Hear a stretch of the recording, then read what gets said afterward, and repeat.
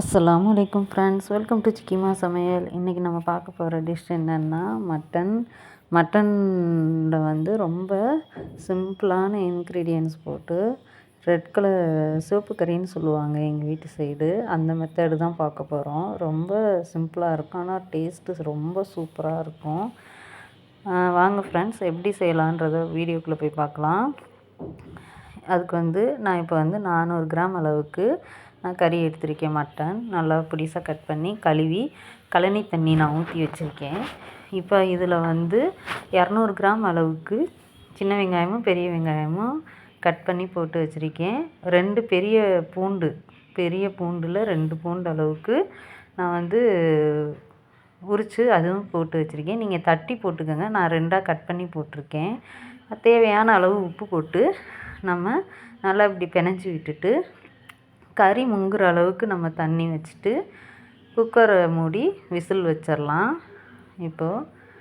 இப்போ விசில் வந்து என்னோடய குக்கருக்கு சின்ன குக்கர் தான். இந்த குக்கருக்கு வந்து 7 விசில் வரைக்கும் நான் விட்டேன். ஏன்னா கறி கொஞ்சம் வேக லேட் ஆகும்னு கடையிலேயே சொல்லிட்டாங்க.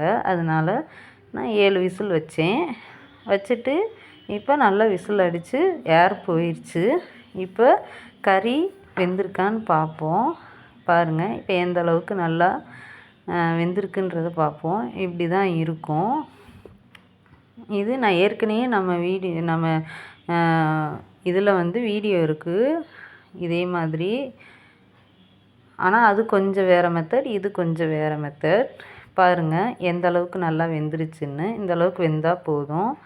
இப்போ இதை வந்து நல்லா பூண்டும் வெங்காயமும் நல்லா மசிகிற அளவுக்கு நம்ம வந்து லைட்டாக மசித்து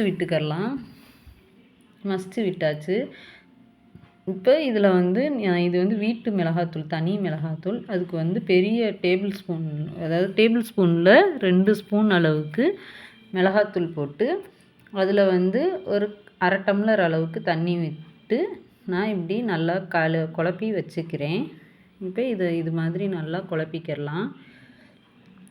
குழப்பிட்டு நம்ம வந்து இதை ஓரமாக வச்சுக்கலாம். இப்போ தாளிப்புக்கு வந்து ஒரு கடாய் வச்சுருக்கேன். கடாயில் வந்து ஒரு 3 டேபிள் ஸ்பூன் அளவுக்கு எண்ணெய் விட்டுருக்கேன்.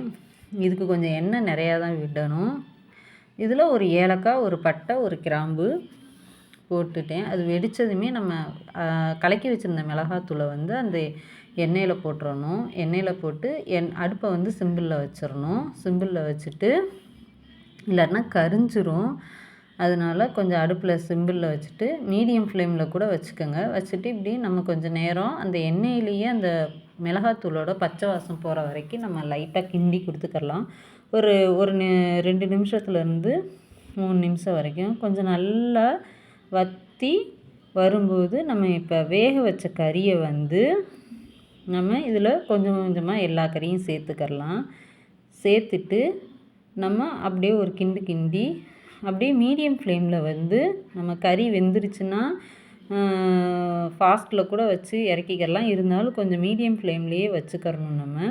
இப்போ அந்த தண்ணியும் இதுலேயே ஊற்றிட்டு நம்ம இப்படி ஒரு லைட்டாக கிண்டி கொடுத்துட்டு மீடியம் ஃப்ளேமில் வச்சு நம்ம மூடி போட்டு வச்சிடலாம்.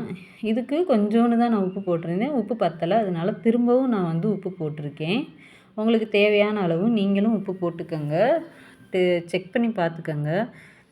இப்போ இந்த அளவுக்கு நல்லா உங்களுக்கு பாருங்கள். இப்போ ஃபாஸ்ட்டில் இருக்குது, அடுப்பை சிம்பிளில் வச்சுட்டேன் நான்.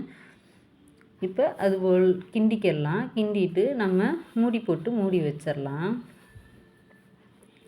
இப்போ பாருங்கள், இது வந்து கடை மிளகாத்தூள் கிடையாது, வீட்டு மிளகாத்தூள். நீங்கள் கடை மிளகாத்தூள்னால் உங்கள் காரத்துக்கு தகுந்த மாதிரி நீங்கள் சேர்த்துக்கங்க. ஏன்னா ரொம்ப காரமாக இருக்கும். இல்லாட்டினா இது வீட்டு மிளகாத்தூளுன்றனால நான் 2 டேபிள் ஸ்பூன் இருக்கணும். அப்போ தான் அந்த டேஸ்ட்டு ஃபுல்லாக அதில் இறங்கும். கறியோட டேஸ்ட்டும் அந்த சாறில் இறங்கும், கிரேவிலையும் ரொம்ப சூப்பராக இருக்கும். ஃப்ரெண்ட்ஸ், இது போல் உங்கள் வீட்லேயும் செஞ்சு சாப்பிட்டு பார்த்துட்டு எப்படி வந்துச்சுன்றதை கமெண்ட் பண்ணுங்கள்.